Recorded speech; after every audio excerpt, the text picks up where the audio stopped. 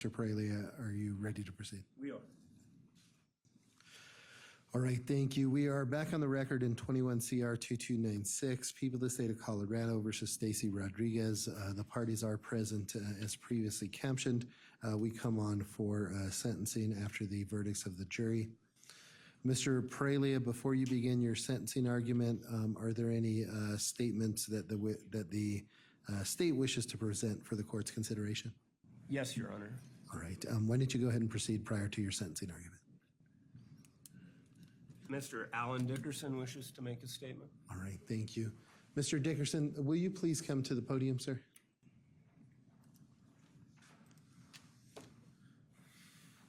And Mr. Dickerson, before you again, will you please state your full name and spell your last name for the record? And then I'm happy to consider anything that you'd like to tell me. My name is Alan Charles Dickerson, Dickerson. I am Christopher's father. And this time, I would like to set the record straight about Christopher and the character of that young man. Christopher was a loving and giving child. He overcame many difficulties growing up. When he was 10, he had a bad accident on a bike and broke both wrists. He overcame that and was able to purchase a dirt bike and continued to enjoy the outdoors, riding dirt bikes with his friends. He was always interested in tinkering with things. He was a kind and generous young man. He was friendly to all he met. He was an extrovert in nature. He never saw anything bad in the people that he met, although he was able to overlook other people's troubles and be giving and generous. One time when he was going to school in Laramie, Wyoming, we were buying a meal for Chris, and he purchased a meal for someone that was having extreme difficulty that most of us would just overlook, but not Chris, because his character was giving and generous. He bought that man a meal. He saw him in need. Chris achieved his dream of getting a higher education. He graduated WyoTech in Laramie, Wyoming with a degree in diesel mechanics and a bachelor's degree, an associate degree in business administration. Christopher got his first break when he interviewed for Noosa Yogurt. He was a shift manager for Noosa Yogurt, and I'd like to set the record straight. Chris did have difficulty at Noosa at the last 30 days because he was a whistleblower. Chris was a stand-up individual, and when Noosa was going through a buyout from Sosa Brands, he would not go along with management, even at the risk of losing his job. Chris stood up for a contractor that was a snow removal contractor for them, and he eventually lost his job because of that retaliation. He was a whistleblower. Chris did not deserve to die that day when he befriended those two young women.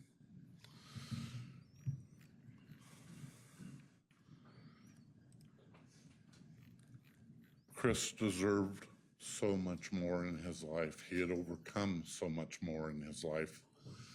He overcame more than most people would be able to accomplish. I was very proud of him. He had his difficulties as a young man. He suffered addictions. He overcame them.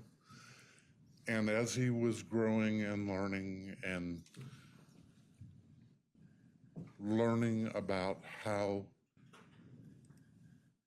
to become a better man, to help himself achieve a better life, he was able to accomplish his dreams. He bought a home. He saved. He lived with us for at least 3 years while he was saving for a home. He had a serious relationship with a young woman, and it didn't work out. That was a hardship for him. But he had a loving companion in his dog, Juna, and he adored her, and she adored him. We now have Juna, and it's the only thing we have left of Christopher to remember him by. All his earthly possessions were consumed in a fire meant to conceal a horrible death inflicted on him by 2 individuals.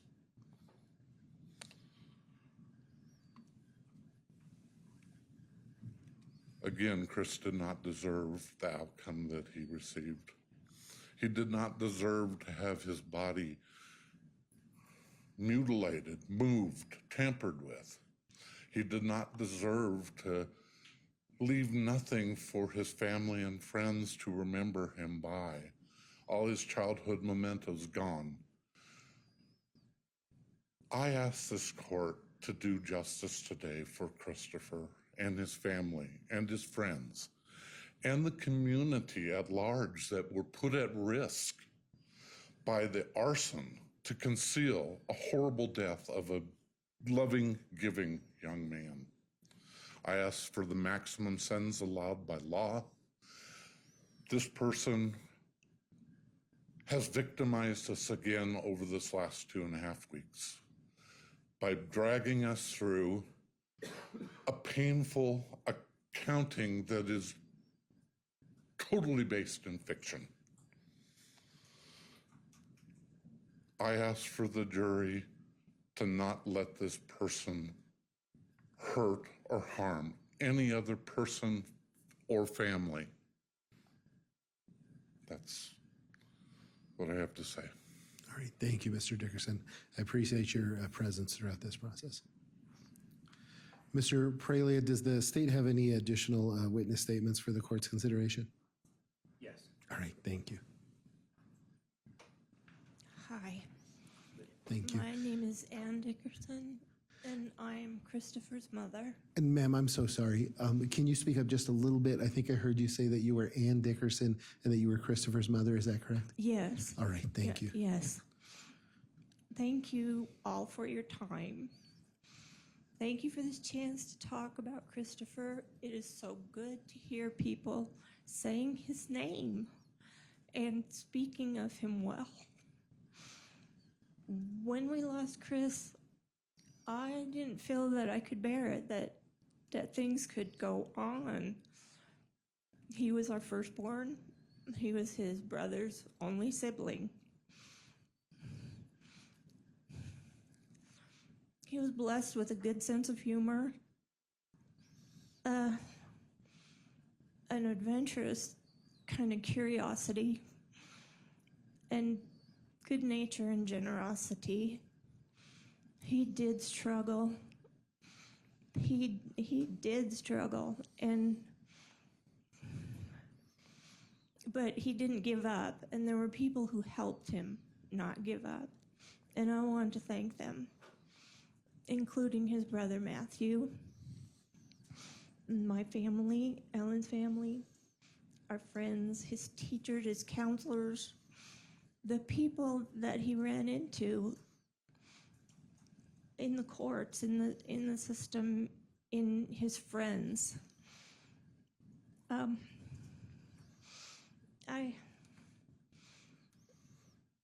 He just never gave up trying to make it better for all of us. I just want to thank you.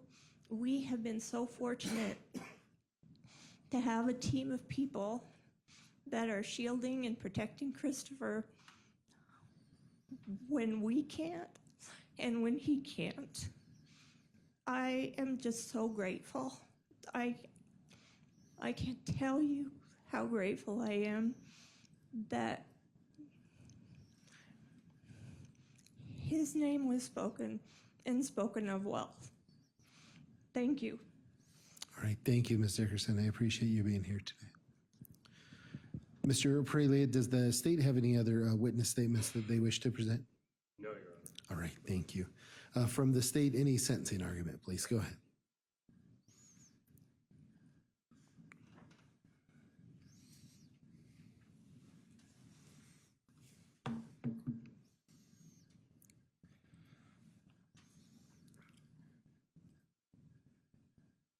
Justice delayed is not justice denied. This court has seen this family in this courtroom at nearly every appearance since this occurred. As of today, that is 1,257 days. 3 years, 5 months, and 10 days of them coming to court and hearing about this horrific death. And I can't imagine what that's like for a family. I can't imagine what that's like as a parent to have what has happened to them from the very outset. That on October 3rd, that the Weld County coroner comes to your door asking where your son goes to the dentist so they can help identify a body that was found in his house. And there needs to be some recognition of how we get to where we're at today. And the first person that deserves recognition is Detective Jerry Burroughs. Because after that tragedy struck, he sacrificed his own family and everything else in order to provide this closure today for that family. Without sleeping, to investigate, to come up with who did these horrific crimes. And it morphed from simply an arson to a first-degree murder the minute that autopsy took place. And he did everything for them, and he should be applauded for that, along with other members of the Greeley Police Department and their investigative work. And that was all because these two individuals did nothing to help, did nothing to care about Chris, the person, who he was, or anything about him. They cared about themselves. And then I would submit you've watched it on November 11th, based on all of that hard investigative work. You saw the arrests on the body-worn camera, and it was obvious right then, to me and anyone else in law enforcement or the jury, who did what.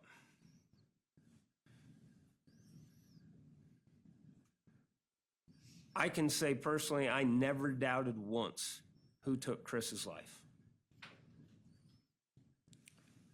In large part, that's why we agreed to a proffer with Hosanna Varela. There was never a doubt that this defendant took his life because of her violent and antisocial character, her behavior. And candidly, Judge, I never entertained any possibility of a plea in this case. And the reasoning was simple, that I couldn't have any confidence that she would not kill again and put another victim's family in the position that the Dickersons are today. I don't know what the court's been able to view or not. I know you have a very difficult job during trial. But this entire process has seemed like a game to her. She jokes, she laughs, she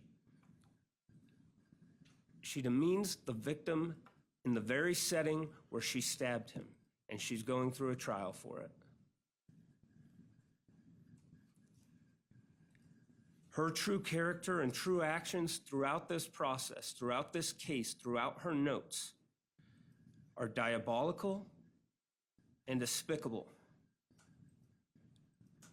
She is a threat to society, and there is no place for her in it. For the Dickersons, I hope this verdict brings some peace, maybe some closure in this journey, provide some help with the grief, hopefully some healing. I just want to say I appreciate their constant motivational factors for us and this team, which should include Lily Parker, who worked countless hours on this case as well from my office. And them just coming gave us the strength to keep going in these 3.5 years.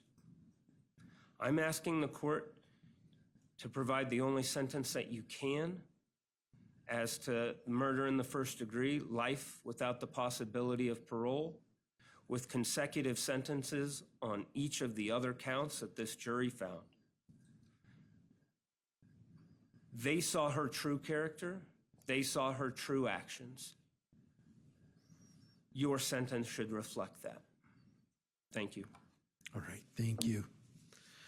Ms. Devereaux, Ms. Trujillo, prior to any sentencing argument, does the defense have any witness statements they wish to present to the court? No, and we're not making any statements at this time. All right, thank you. And Ms.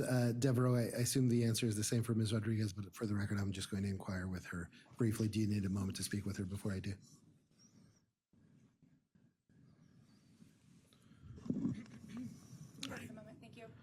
All right, thank you. Ms. Rodriguez, is there anything that you would like to tell me before I impose sentence in this case? You certainly don't have to if you don't want to. No, thank you. All right, thank you. All right. Ms. Rodriguez, as to count one, the only sentence that the law provides for is life in prison without the possibility of parole. Under the circumstances of this case, that is the only sentence the court legally can provide. It's also the only sentence the court can provide if there is to be any sense of justice out of these proceedings. Ms. Rodriguez, your actions were horrible. Your decisions were horrible, both in the commission of this act and the choices that you made after this act. It is a struggle for this court to understand how you can go from meeting a person to viciously stabbing them in the neck until they are dead in the course of a few hours. It's one of the most disturbing cases that I think has been before this court since I've had this job. Because everything that I've heard about Mr. Dickerson indicates that he is blameless in this whole scenario. The man that I saw on the surveillance video in downtown Greeley didn't appear to me to be a creepy man, a disturbed man, a dangerous man. If anything, he seemed to me to be a slightly lonely man, just at the bars attempting to make some contact with other people that evening. One of the hardest things about my job is that I am forced to meet wonderful and caring parents like Mr. and Ms. Dickerson in the back of the courtroom under just the most tragic circumstances that they've unfortunately had to go through in their lives. It is the loss of a life under any circumstances and tragic, but when parents have to bury a child, even if that child is grown, Mr. Dickerson and Ms. Dickerson, I can't even imagine the pain that you have gone through. And I wanted to say to both of you, I very much appreciate the respectful way that you have carried yourself throughout the course of these years as this case has progressed. I don't know that very many people would have the capacity to carry themselves in such a respectful way under such horrible circumstances, but I am very much appreciative for the participation that you've shown throughout this process and your willingness to be here every day to ensure that your son's memory is not forgotten by anyone and that your loss is not forgotten by anyone.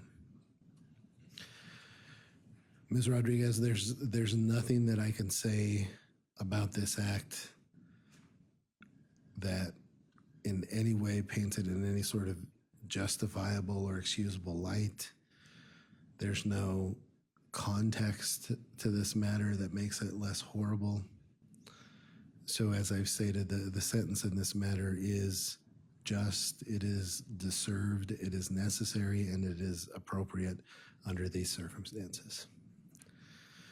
Ms. Rodriguez, what I need you to consider is what you do tomorrow, what you do a year from now, and what you do 10 years from now, and what you do the rest of your life. Ms. Rodriguez, you're going to spend the rest of your natural life in the Department of Corrections, but you will still be alive. And Ms. Rodriguez, you're very young. I would imagine that the person that you are 10 years from now, 20 years from now, 30 years from now, probably has a very different perspective on the actions that caused you to be before the court today. As you spend the rest of your life in the Department of Corrections, I imagine that you're going to have interactions with many young women coming into prison, women who are lost, women who are broken, women who are scared. You're going to have to make a decision if you're going to have any meaning in your life going forward on who the person you want to be to those people you interact with. You will have an opportunity to take these hard lessons and perhaps convey some knowledge and perhaps present some comfort to the many people that I imagine that you'll interact with over the years. And you're going to have an influence on them, and that influence is either going to be positive or negative. If you're going to find any peace with your existence going forward, I hope that you give that some consideration.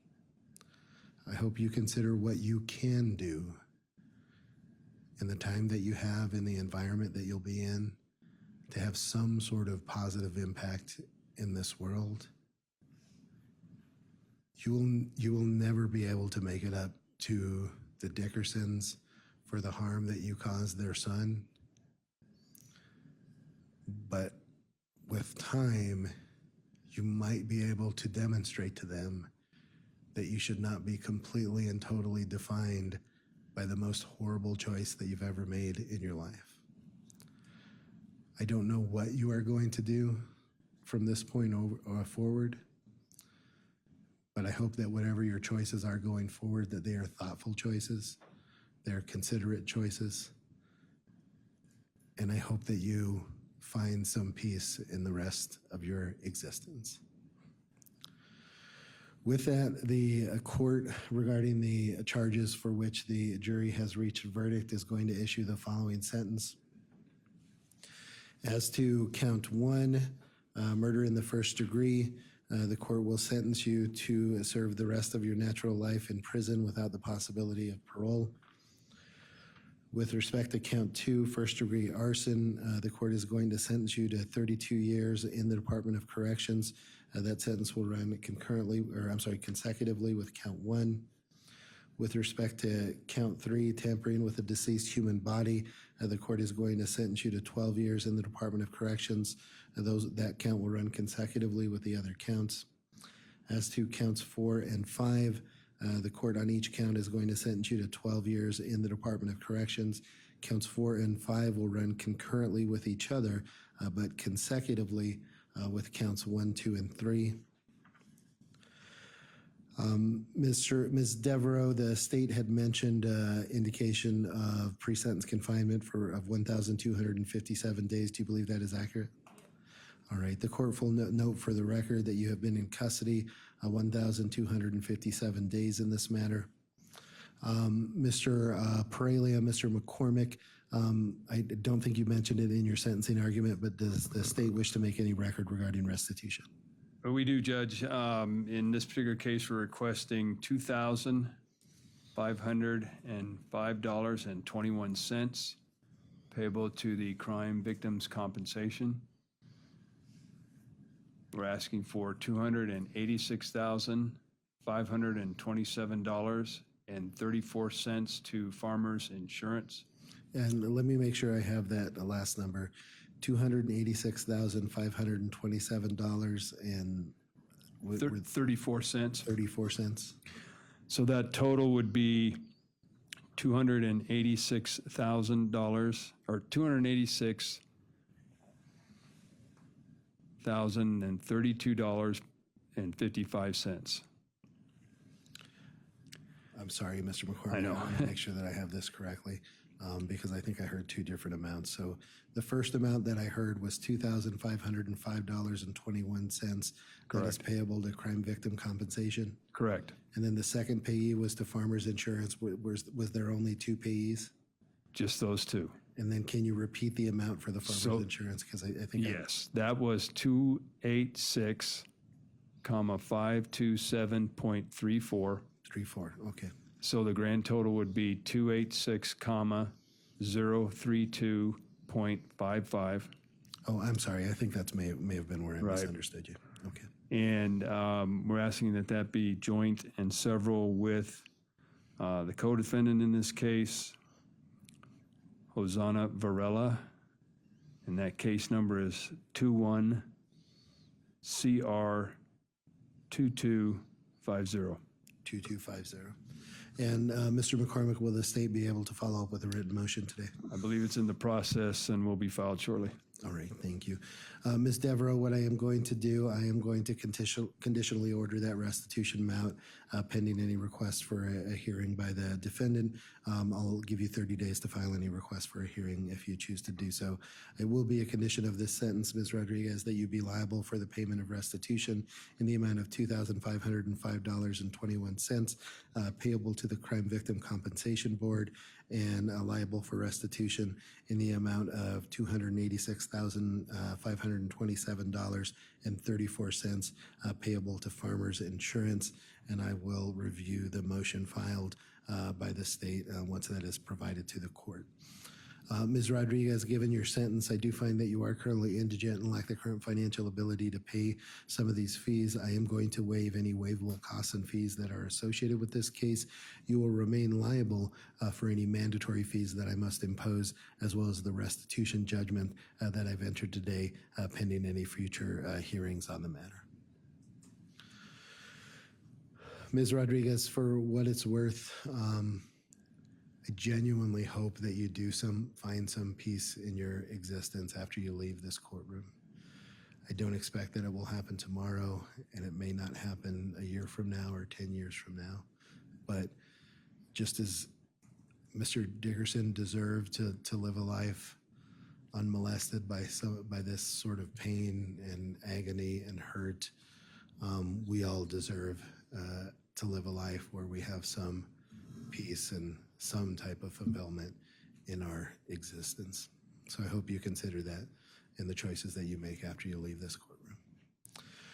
With that, that will be the decision of the court. Mr. Pralia, is there any other record the state needs to make today? Judge, we also will be filing a cost of prosecution. We just need to get those numbers together as well. All right. And Ms. Devereaux, for the purposes of any future appeal, I will find that the defendant is indigent and lacking funds to pay for either counsel or any transcripts on appeal. I just ask that you follow up with any written motions you believe are necessary to document that issue. Ms. Devereaux, is there any other record the defense needs to make today?